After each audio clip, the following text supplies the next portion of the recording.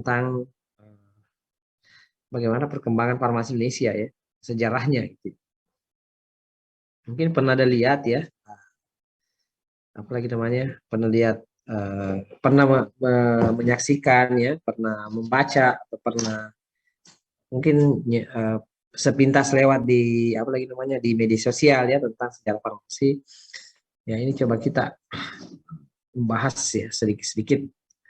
Mungkin Pak Hadi sudah mengajar farmasi, kan ada ya kalau nggak salah dibagi ya pada zaman prasejarah gitu ya, ada ya pada zaman apalagi namanya, ada enggak yang membahas tentang zaman kejayaan Islam, ada di Timur Tengah farmasi, sudah dibahas belum,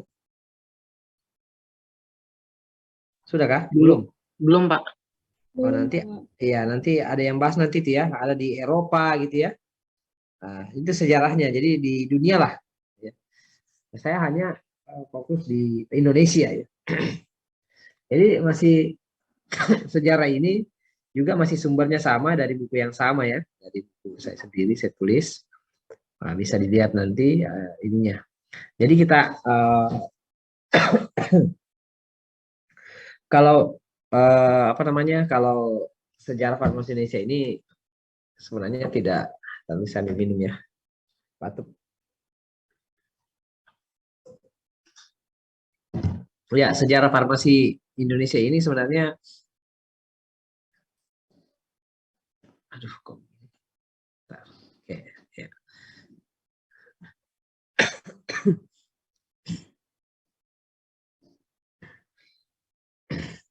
Jadi kalau untuk farmasi ya, karena dulu ya mungkin sudah dijelaskan juga Pak Adi, sejarah pemisahan farmasi antara farmasi dan kedokteran ya sudah ya Pak Adi atau Bu Yurika sudah pernah oleh Raja Frederick II, Raja Jerman ya, Kaisar Jerman, pernah?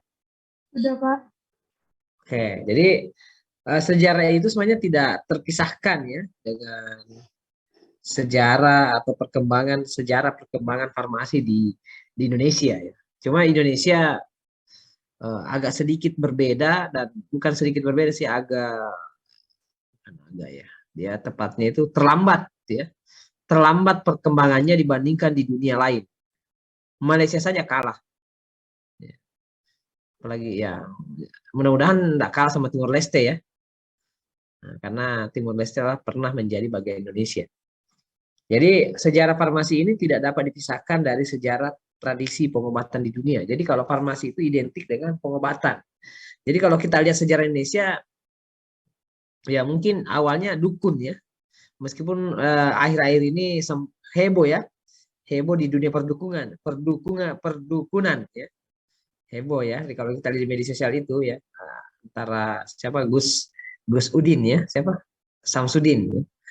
Nah itu yang lagi heboh. Tapi bukan kita menafikan bahwa dukun itu adalah sebuah ini ya, apa namanya, memang tidak boleh secara ini, semuanya perlu kita jelaskan ya, definisi dukun dan tukang tenun. Pernah dengar tukang tenun ya? Pernah dengar istilah tukang tenun? Bukan yang sulam kain jadi sarung ya, bukan ya, tenun itu bukan ya. Ada dulu istilah tukang tenun itu adalah orang kayak sekarang kerennya paranormal ya. Itulah yang sebut dukun sebenarnya, yang menggunakan ya, kalau di barat namanya penyihir ya. Kalau kita tukang tenun ya, suka apa istilahnya tukang tenun, bukan tukang tenun apa lagi namanya, yang kalau di kampung itu ya, kalau saya di kampung saya itu ada tukang tenun itu ya, apa, mintal benang jadi kain gitu ya, jadi sarung gitu ya. Nah, jadi bukan itu ya, tapi ada yang suka memprediksi masa depan dengan menggunakan bantuan jin atau menyihir ya, atau mengirim penyakit gitu ya. Nah itu sebenarnya itu tukang tenun hampir sepenuhnya disamakan dengan dukun ya. Dukun sebenarnya awalnya itu definisi yang baik itu adalah orang yang memiliki kemampuan untuk mengobati ya, menggunakan doa dan menggunakan perantara terutama herbal gitu ya. Jadi pengobatan. Nah, kalau istilahnya yang sekarang ini disebut pengobat ya, pengobat tradisional ya. Nah, kalau orang farmasi belajarnya bukan pengobat, namanya obat tradisional. Ya, bedakan itu ya pengobat dengan obat tradisional ya. Jadi kalau pengobat berarti sekarang ada program studinya ya. Program studi pengobat tradisional di UNAIR D3 ya. Kalau obat tradisional itu masuk ranahnya farmasi, tapi bersentuhan ya. Seperti itu. Jadi kalau disebut pengobatan berarti sistemnya ya, pengobatan tradisional gitu ya. Jadi sistem pengobatan tradisional. Nah, kalau pengobat orang yang melakukan itu tadi berpraktek untuk mengobati. Nah, kalau apoteker ya sebenarnya bukan pengobat ya, apoteker. Kalau apoteker sebagai pengobat ya maka hilang statusnya sebagai apoteker.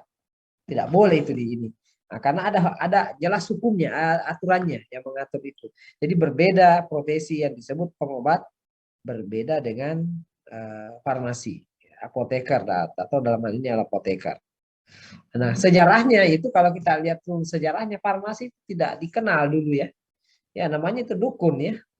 Jadi saya definisi kembalikan ke dukun, bukan dukun Samsudin ya, yang bisa apalagi namanya memindahkan penyakit ke kelapa gitu ya, atau ke kambing gitu kan. Itu bukan itu ya sebenarnya, tapi dukun yang dimaksud kita bahas hari ini adalah orang yang mencoba menyembuhkan atau mencoba menjadi media penyembuh untuk orang yang sakit menggunakan bahan-bahan alami, misalnya dari tumbuhan gitu ya, dari hewan, dari apa saja, atau dengan doa-doa. Ya, karena doa itu juga itu sekarang sudah diilmiahkan ya.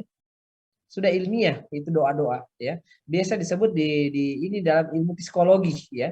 Itu namanya ilmu metafisika ya. Jadi doa-doa, jadi sesuatu kalau kita selalu mendengar ucapan yang baik-baik itu maka sel kita akan menjadi sehat. Tapi kalau tiap hari mendengarkan ucapan kasar gitu ya, ucapan ya bahasa kotor ya, jadi lama-lama menjadi tempat sampah gitu ya, atau jadi kebun binatang gitu mulut itu sembarang keluar. Nah itu yang perlu diperhatikan. Jadi kita hanya fokus pada pengobatan ya, pengobatan. Kenapa? Karena sejarah kefarmasian itu tidak lepas ya dari pengobatan ya, sistem pengobatan. Nah sistem pengobatan ini juga sangat dipengaruhi oleh, mungkin sudah pernah dengar ada misalnya African traditional medicine ya, Chinese traditional medicine, Ayurvedic India gitu ya, American traditional medicine ya. Nah, itu ya, Aborigin traditional medicine ya, Aborigin di Australia ya. Jadi bukan Australia sekarang. Jadi nah di Indonesia salah satu istilah yang menarik di Indonesia ada disebut jamu ya. Jamu. Jamu inilah yang tidak bisa diklaim ke siapa-siapa ya. Farmasi tidak boleh mengklaim ya, karena itulah warisan budaya. Warisan budaya yang mana yang mempopulerkan istilah jamu itu dari kata situ singkatan ya, dari kata Jampi Usodo ya. Jampi Usodo itu dia Jampi adalah apa namanya doa dan usaha gitu ya, apa namanya obat ya, gitu ya, pengobatan. Jadi dari disingkat jamu.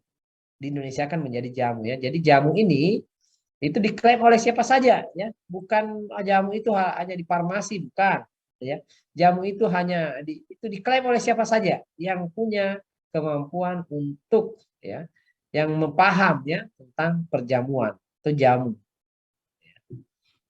Kenapa jamu ini idealnya adalah sebuah sediaan biasanya kalau kita di farmasi disebut sediaan farmasi yang yang memanfaatkan ya, sebab bahan bakunya tersusun atas dari tumbuh-tumbuhan ya, tumbuh-tumbuhan yang telah digunakan secara turun-temurun dari generasi ke generasi, tradisi ke tradisi ya, untuk digunakan mengobati atau untuk mencegah, mengobati atau memperbaiki fungsi tubuh ya, dengan berbasis kearifan lokal. Ya, itu mungkin yang sedikit ya. Nah, dari situ sebenarnya akhirnya pada zaman Belanda ya, pada zaman Belanda itu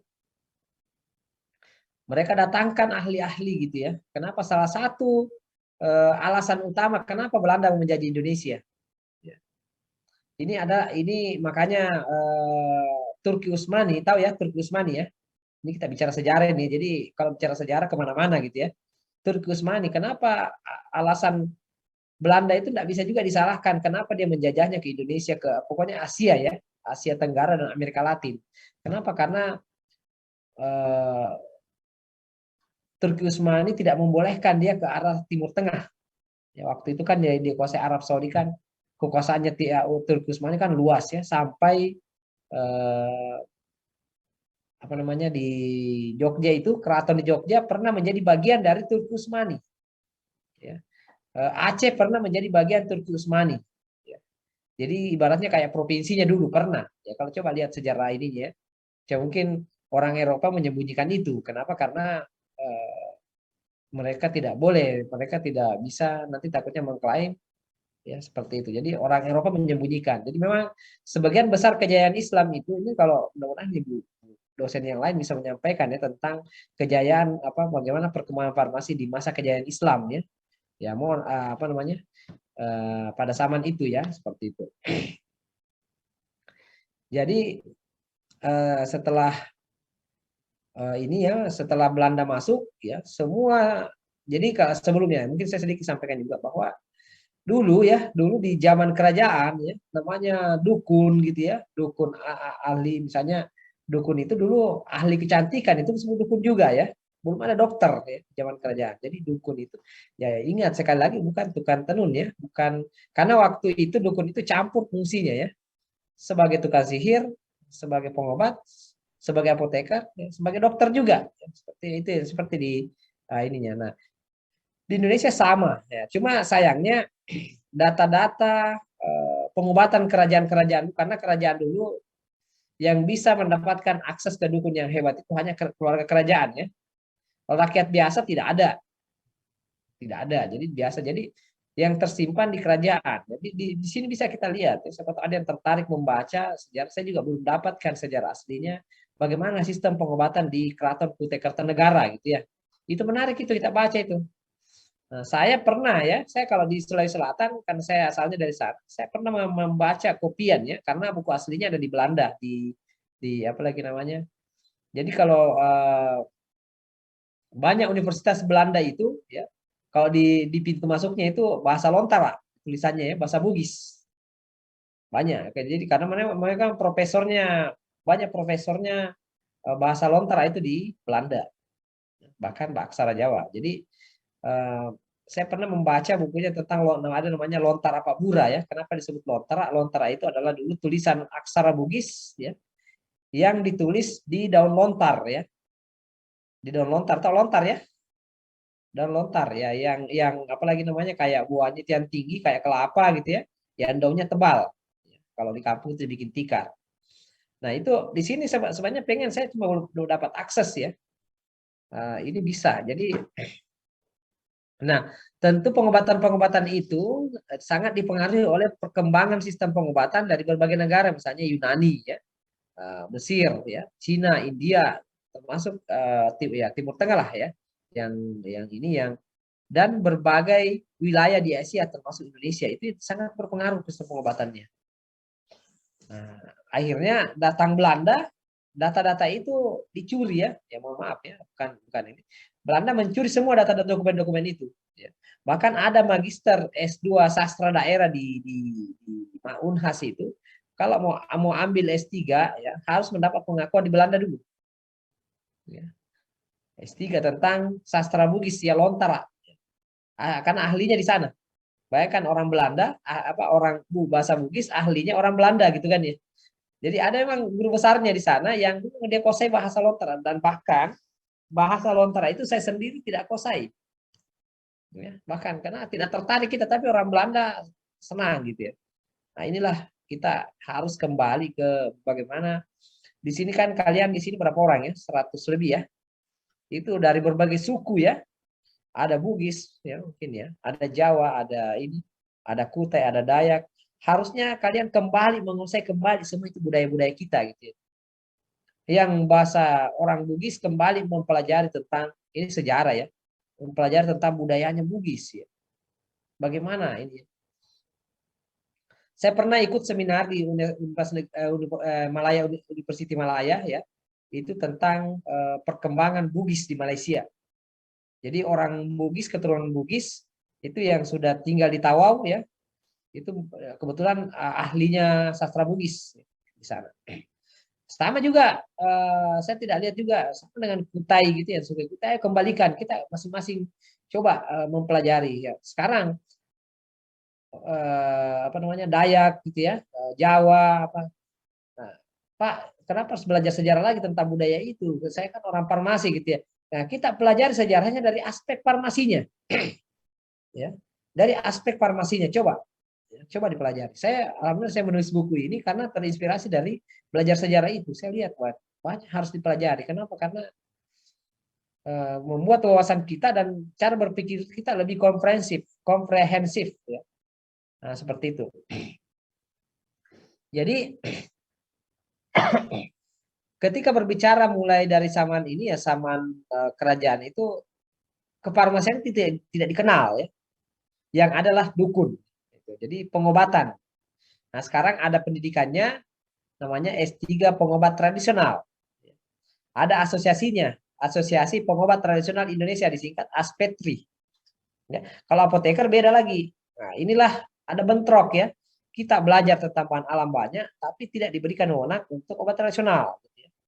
Nah, wewenangnya adalah, tapi memang benar ya, sama dokter ya. Dokter dia untuk evidence base ya. Kalau apoteker ya hanya sampai sebatas membuat dan mempelajari bagaimana digunakan. Tapi yang tetap memberikan ke pasien itu adalah pengobat atau dokter gitu ya. Istilahnya dukun. Jadi sekolah dukun itu ada sekolahnya ya. Sudah banyak sekolahnya dukun itu. Kedokteran itu kan dukun juga awalnya. Ya. Nah, kemudian UIN sekolah Islam ya, itu pecahan dukun. Kenapa? Dukun dulu punya 3 fungsi sekaligus ya. Ya. Yang pertama dokter, yang kedua apoteker, yang ketiga adalah ustaz atau kiai atau tabib atau imam ya Pak, atau pemimpin ritual gitu ya. Nah, ritual-ritual ini kan ada sekolah teologi yang Kristen, kalau Islam kan ada pesantren gitu ya, ada bukan pesantren sih kayak tentang kajian tentang doa-doa gitu ya. Nah, kemudian ada kedokteran, itu semua asalnya semua itu tadi pecah itu ya. Tapi dulu belum ada sekolah gitu ya. Jadi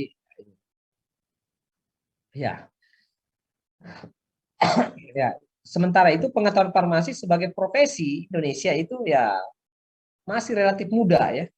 Muda maksudnya, kenapa? Karena waktu perang kemerdekaan itu belum ada apoteker pribumi. Yang ada itu adalah penjajah ya. Kenapa? Karena apoteker ini bisnis ya. Pekerjaan kefarmasian dalam profesi farmasi itu bisnis besar. Sampai sekarang masih kita dikadalin, ya, dibisniskan. Bahkan dibuat regulasi. Saya baru sadar ya, kenapa kita susah sekali berkembang farmasi Indonesia, karena kita dikuasai oleh konglomerat pebisnis ya. Farmasi diambil alih oleh bisnismen. Sehingga kita hanya belajar ideal-ideal begini, pas di lapangan kerja tidak ada itu realisasinya. Hanya teori saja. Hanya sebatas teori saja. Kenapa? Contoh misalnya, kita penelitian menghasilkan produk yang bagus. Tidak bisa dikembangkan produk yang bagus itu jika terganggu 9 naga. Tahu istilah 9 naga ya? Tahu ya? Adalah pengusaha besar yang mengontrol negeri ini. Ya. Nah, kebetulan orang Cina semua, dari Cina semua. Ya. Nah, jadi ada istilah 9 naga, pernah dengar ya? Yang mengontrol pemerintahan, semua hukum dikendalikan semua aturan. Akhirnya buat undang-undang itu harus kepentingan mereka. Tidak bisa berkembang. Saya punya pengalaman ya. Tahun 2020 saya mendapatkan hibah namanya hibah apa namanya itu ya? Hibah inovasi ya, riset konsorsium ya, konsorsium inovasi riset tentang penanganan COVID 2019. Saya mendapat hibah ya. Waktu itu saya mengerjakan, kebetulan kami ada tumbuhan yang berpotensi mengobati itu, ya, mengobati ini. Tapi di tengah perjalanan tidak boleh, semua lab di Indonesia tidak mengizinkan saya melakukan penelitian itu, tidak mengizinkan saya menggunakan labnya. Ya, kenapa? Karena kita tidak punya lab ini di sini ya, SARS gitu ya, untuk yang kena ini kan kita mengujikan ke ininya dan menguji labnya. Tidak ada. Saya diminta ke waktu itu ke Amerika ya, karena ada ini ada diaspora di sana yang mau bantu, tapi yang pertama biayanya tidak cukup. Kemudian ada di Singapura, ya ternyata lebih mahal 2 kali lipat. Jadi dibisniskan. Sampai hari ini tidak jalan penelitian saya. Dananya cair, akhirnya dananya kita gunakan yang lain. Kita makan Coto Makassar saja, ya. Jadi 200 juta dipakai ke Coto Makassar, bisa berenang kita di Coto Makassar. Ya. Nah, jadi enggak bisa. Kenapa? Karena itu mengganggu itu bisnis apa namanya vaksin itu ya. Kalau itu berhasil gitu, mereka khawatir.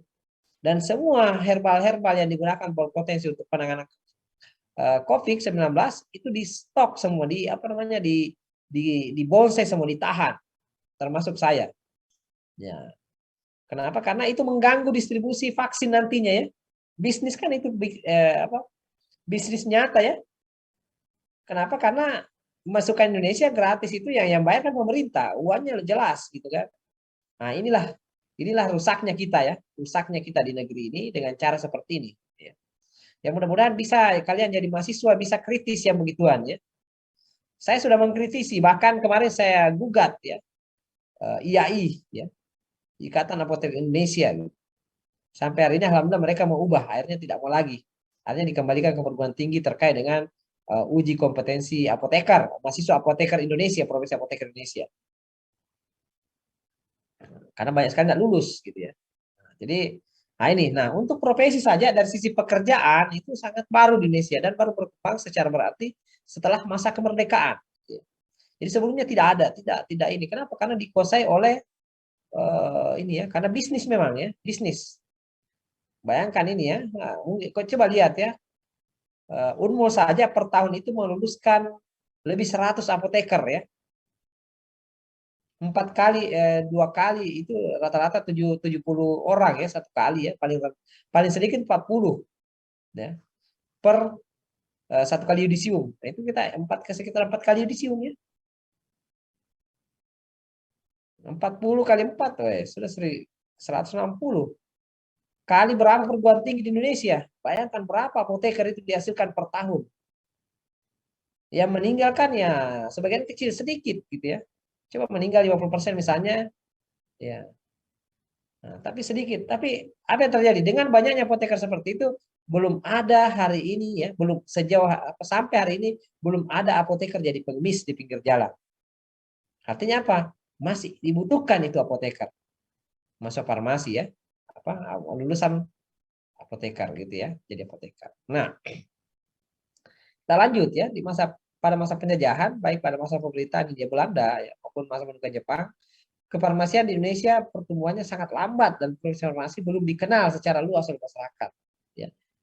Beda dengan dokter ya. Dulu kalau masa perang itu kan terkenal dengan suster ya, perawat ya. Kalau perang orang perawatnya ikut belakang gitu ya. Dan tidak boleh aturan dunia tidak boleh ditembak perawatnya, medisnya ya. Tapi aneh boleh membunuh tapi tidak boleh membunuh yang itu kan. Bagaimana caranya kalau dia menembak juga?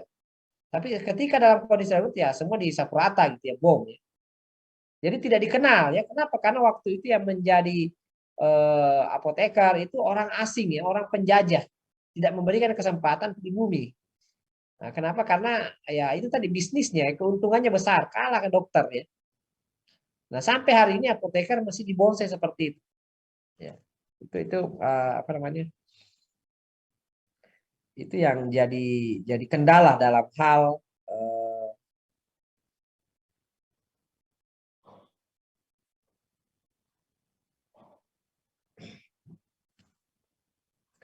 kenapa farmasi tidak terlalu dikenal. Sampai sekarang masih begitu ya, belum terlalu dikenal.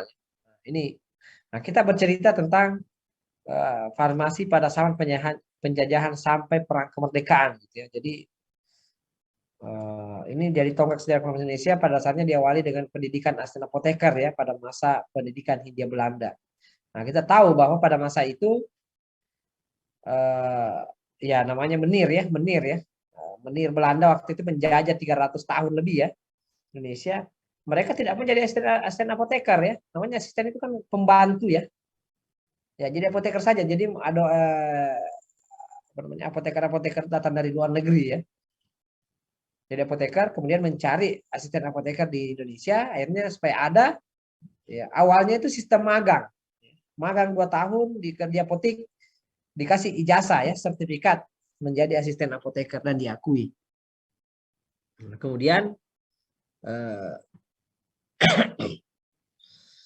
akhirnya pada waktu itu, pada zaman penjajahan ya, ada pendidikan asisten apoteker di apa, masa Belanda, di mana di sini menurut catatan yang ada, asisten apoteker warga negara Belanda lulusan Indonesia yang pertama adalah pada tahun 1906 yang diuji di Surabaya. Jadi diuji ini masih itu tadi ya, magang dulu 2 tahun baru diuji. Setelah lulus dikasih sertifikat. Nah, seperti itu ya. Nah, sementara warga negara asli ya, yang tercatat sebagai lulusan pertama pada tahun 1908 itu tercatat, ada mulai tercatat ya. Kemudian lulusan kedua pada tahun 1900, berarti ada 10 tahun selisihnya ya, baru kedua, bayangkan ya, di Semarang. Nah, pada masa ini ya semua ya namanya juga karena saking lamanya ya dijajah Belanda ya, maka bahkan menjadi sekolah pun sulit warga negara Indonesia. Nah, kenapa sulit? Ya karena tadi itu sistem pendidikan ini. Nah, di sini juga di masa itu ya banyak peraturan juga dibuat oleh Belanda terkait dengan kefarmasian ya. Ada dari catatan ini tentang sekolah ya, sekolah pendidikan sekolah asisten apoteker ya, dari buku Versmelling Volksschrift ya tahun 1936 yang dikeluarkan oleh pemerintah Hindia Belanda, bahwa dia membuat tentang keputusan pemerintah Hindia Belanda tanggal 7 Oktober 1918 dengan nomor 38 ya, untuk pendirian sekolah asisten apoteker, dan diubah ya, kemudian diubah berdasarkan surat keputusan tanggal 28 Januari tahun 1923 ya, sekitar 20 tahun kemudian berikutnya, dengan nama Lorgen Worde Opleiding van Apotheker Benden under the name van Apotheker Assistant School.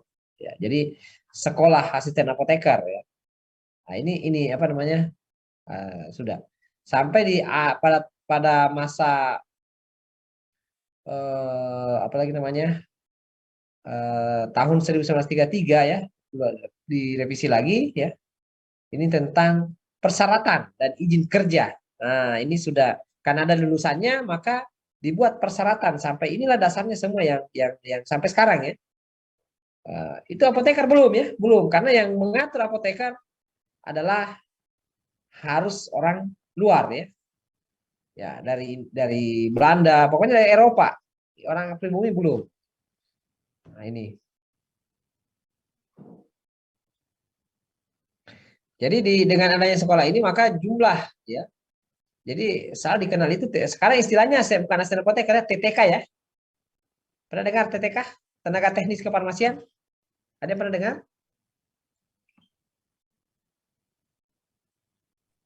Ada yang pernah dengar? Belum pernah. Jadi kalau lulusan D3 itu disebut TTK, tenaga teknis kefarmasian. Ya. Lulusan sarjana farmasi bisa menjadi TTK ya. Bisa menjadi TTK. Tapi harus disumpah dulu. Harus disumpah dulu. Nah, makanya yang terkenal ini adalah sampai sekarang ya dikasih master apoteker. Apotekernya tidak di tempat gitu ya. Apotekernya tekap karena dia bos-bos gitu ya. Jadi setelah didirikan sekolah asisten apoteker tersebut, ya lulusan asisten apoteker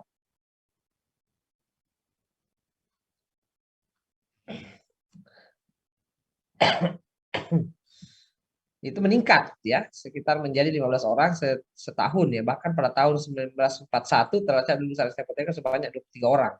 Bayangkan 23 orang seluruh Indonesia ya, seluruh wilayah. Meskipun 23 ini sebenarnya hanya berkisar di Jawa ya, belum yang lain. Yang lain masih hutan kali. Sebelum dibentuk sekolah tersebut setahun rata-rata hanya 5 orang. Jadi sebelum ada sekolah itu ada sistem magang namanya ya, magang. Apa ini?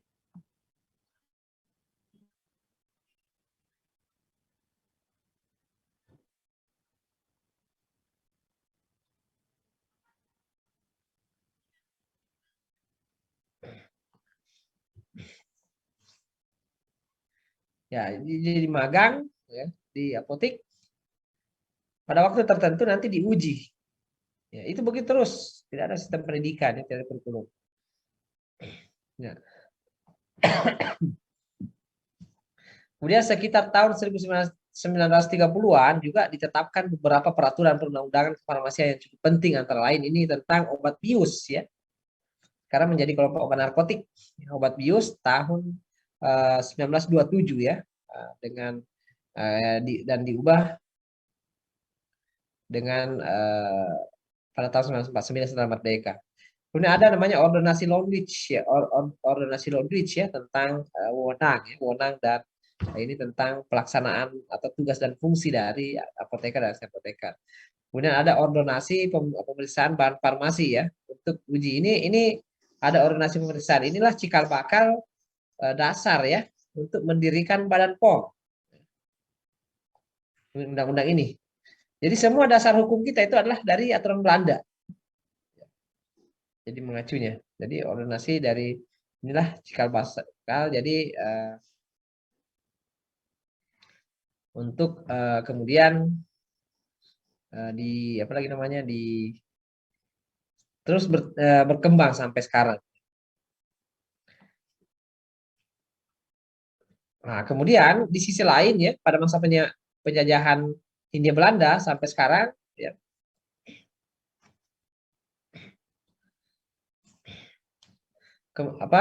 jumlah industri ya sangat terbatas. Ya lagi-lagi karena pabriknya itu hanya untuk persiapan, hanya untuk tertentu ya, sangat sedikit. Nah, termasuk apotek juga sedikit sekali ya, tidak ada malah ya. Mungkin orang dulu tidak pernah beli obat, tidak berobat, tidak ada. Jadi pada masa ini hanya ya ini ya ada namanya pabrik Kina dan Institut Pasteur yang memproduksi sarana dan vaksin. Keduanya berada di Bandung ya, dan pabrik obat Manggarai di Jakarta. Jadi hanya ada dua pabrik di Bandung dan di Jakarta waktu itu. Kemudian apotik ya pada umumnya hanya terdapat di Jawa dan beberapa kota besar di Sumatera. Yang lain belum. Pada tahun 1937 jumlah apotik di seluruh Indonesia tercatat 76 apotik. Ya.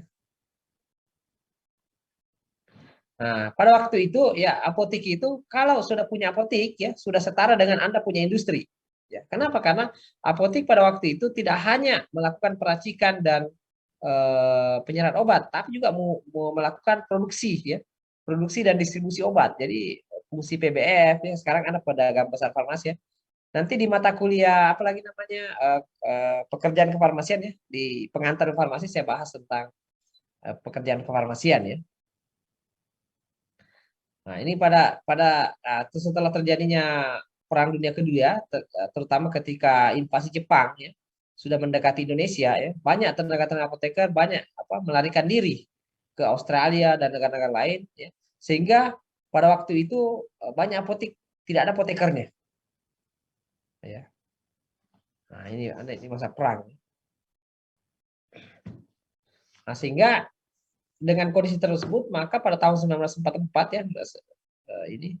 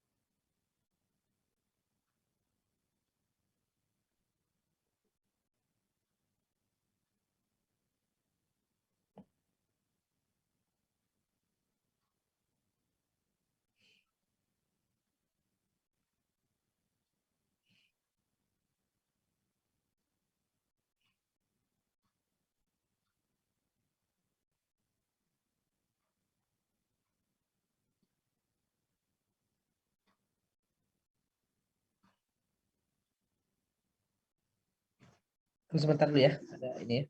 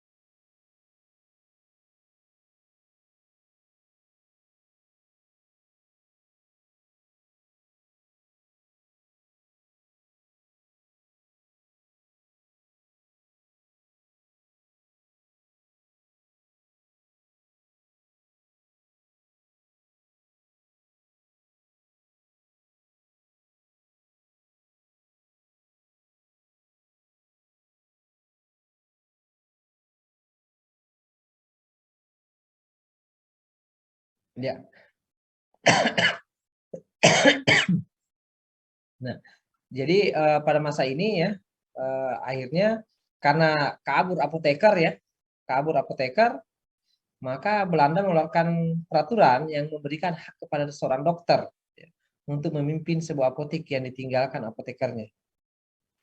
Nah, ini yang mulailah kacau lagi di sini apa namanya sistem apoteker ya kekuatannya. Kenapa? Karena yang bisa menjadi apoteker bisa dipimpin oleh dokter juga. Karena tidak ada kan waktu itu ya. Nah, maka disebut muncul peraturan tentang apotek dokter ya yang telah ada yang membolehkan seorang dokter untuk membuka apotek dokter di daerah yang belum mempunyai apotek. Nah, kemudian pada zaman pendudukan Jepang mulai dirintis pendidikan tinggi farmasi di Indonesia dan dapat diresmikan pada tanggal 1 April 1993 dengan nama Yakugaku ya sebagai bagian dari Jakarta Ika Daigaku. Nah, sekolah inilah yang cikal bakal ya menjadi apalagi namanya yang menjadi pendidikan farmasi Indonesia setelah kemerdekaan nantinya. Meskipun sempat dibubarkan, ya, sempat dibubarkan. Lalu ya.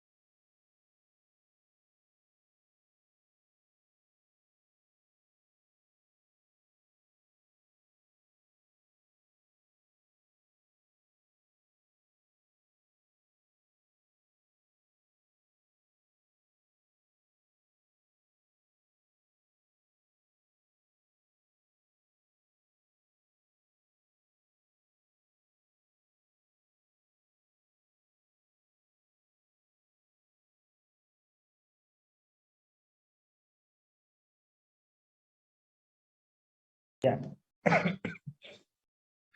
Jadi ini ya apa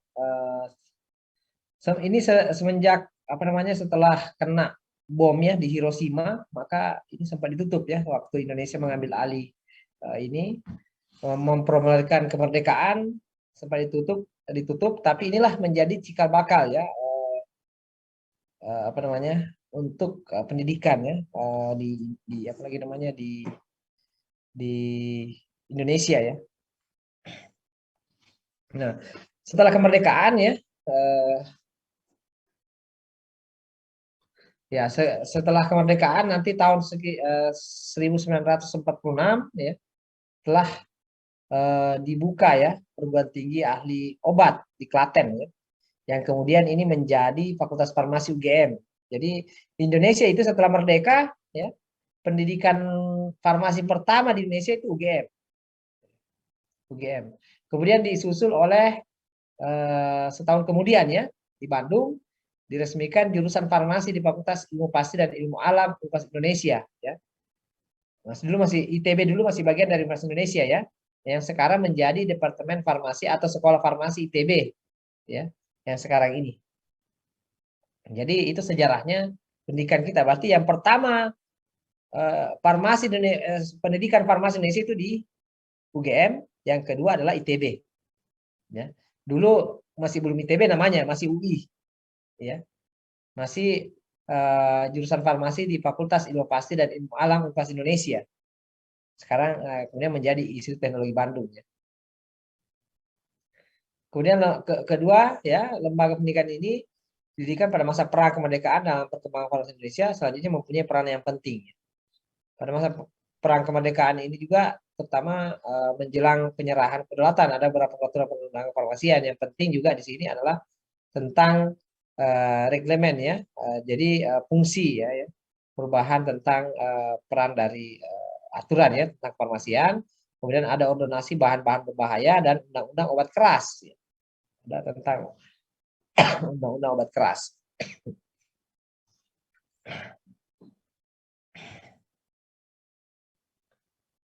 Ya, ini periode ya. Ini saya lanjut ya nanti ya. Saya kira itu dulu ya. Ini pengantar ya. Mungkin sejarah ini tidak perlu dipertanyakan ya. Cukup kita dengar saja gitu ya.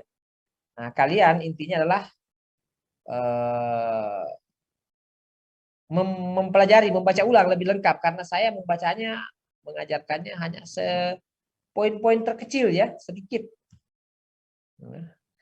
Tidak perlu ditanya kenapa, tapi yang kalau ada pertanyaan mungkin hanya penjelasan-penjelasan mengenai yang lainnya. Jadi kita bercerita dari farmasi tidak ada, mulai ada gitu ya. Jadi mulai adanya baru, makanya farmasi itu kategori baru di Indonesia. Ya, kategori baru. Misalnya nanti kita lanjut minggu depan ya sampai habis ya. Kita habis tentang perkembangan ya, perkembangan. Karena di masa ini setelah perang kemerdekaan sampai tahun 60-an itu masa kelam ya. Masa kelam dari kondisi ya kefarmasian ya atau apoteker di Indonesia. Sampai hari ini masih sebenarnya. Tapi dengan seribet-ribetnya seperti itu belum ada lulusan kalau alumni atau apoteker yang ini menderita ya, masih miskin gitu. Ya, saya tidak bisa full ini ya, habis ya, masih ada sekitar 30 menit lagi sebenarnya ya. Saya tidak bisa full atau 40 menit lagi, mohon maaf ya, tidak bisa lama-lama. Selain ini, nanti kita lanjut ya. Tapi lanjut saya minggu depan tidak bisa ya. Nanti dihubungi lagi, saya minta minggu berikutnya ya. Atau kalau memang ini nanti dicari waktu, tapi tidak usah minta cari waktu lain. Saya minta dihubungi Pak Angga minggu depan untuk gantikan dulu saya. Saya dalam perjalanan ya, masih di jalan dan tidak bisa. Mungkin siangnya juga kayaknya belum bisa juga ya yang mengajar ini, tapi yang mata kuliah pengantar ya. Minggu depan. Jadi ini kan. Nah, ini sebenarnya hari ini saya bisa lanjut. Cuma ini ada pertemuan ya di Hotel Mercure ya, FKIP terkait dengan pembukaan pendidikan program pendidikan profesi guru ya. Nah, jadi kenapa saya dilibatkan? Karena ini akan dibuka guru untuk program profesi pendidikan guru untuk guru-guru SMK farmasi ya. Jadi terkait farmasi. Jadi kita diminta untuk minta masukan ya seperti itu. Jadi saya tidak bisa harus ke sana. Tadi sudah ditelepon ya di ini apa namanya? Ya, saya kira tidak ada yang perlu ditanyakan ya. Kalau mau bertanya di ini saja ya, apalagi namanya. Karena sejarah hanya untuk dikenang, bukan untuk dipertanyakan. Karena itu sudah kejadian ya. Jadi kalau ujian nanti ya, makanya pertanyaan saya suruh mengarang gitu ya. Jadi ceritakan gitu ya, bukan bertanya. Jadi saya tidak bertanya. Perintahnya nanti, instruksinya nanti di apa lagi namanya? Di soal itu adalah ceritakan sejarah perkembangan farmasi Indonesia selesai. Ya, itu saja, ceritakan. Jadi instruksi ya, bukan bertanya. Ya, karena sejarah hanya untuk dikenang, bukan untuk dipertanyakan. Nanti dipertanyakan jika ada kebohongan, ada tidak sesuai. Oke, saya kira itu dulu ya. Mohon maaf ya, masih ada waktu sebenarnya ya. Saya tidak bisa memanfaatkan dengan baik. Nah, karena mudah-mudahan semua bisa jalan gitu ya.